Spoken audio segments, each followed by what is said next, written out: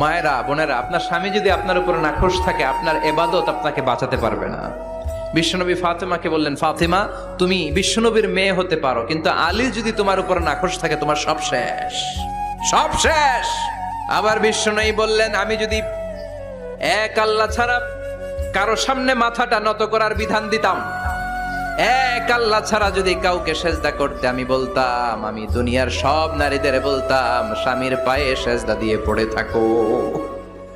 কি সম্মান আল্লাহ দিলেন স্বামীকে। আপনার জান্নাত আপনার স্বামীর ভেতরেই। স্বামীকে সন্তুষ্ট করেন, স্বামীর আনুগত্য করেন, দেখবেন ফ্যামিলিটা সুন্দর হবে। আর স্বামীরা স্ত্রীদেরকে ভালোবাসেন, স্ত্রীদেরকে ভালোবাসার গল্প শোনাবেন, দামি দামি শাড়ি কিনে দিবেন, তারপরে রাত্রিবেলা গান শোনাবেন।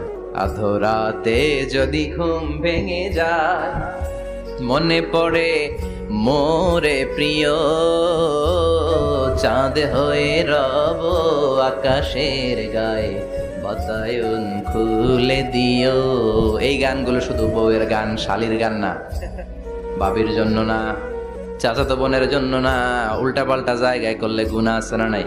স্ত্রীর সাথে প্রেম নিবেদন করেন, ভালোবাসা নিবেদন। আপনি যদি মুসলিম নারী হয়ে থাকেন আমার বোন, আপনার জন্য আপনার স্বামীর নির্দেশনা মানাটাকে শরীয়ত ওয়াজিব করেছে।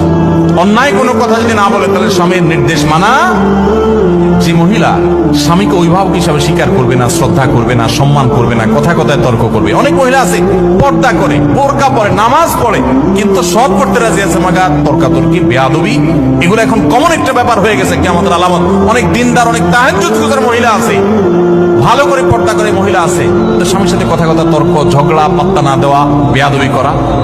দেখুন, কোন একজন আমাদের পূর্বসূরি, কোন একজন সালাফের স্ত্রী, তিনি বলেছিলেন যে আমরা আমাদের স্বামীদেরকে, রাজা বাদশাদেরকে প্রজারা যেরকম ইজ্জত করে এরকম ইজ্জত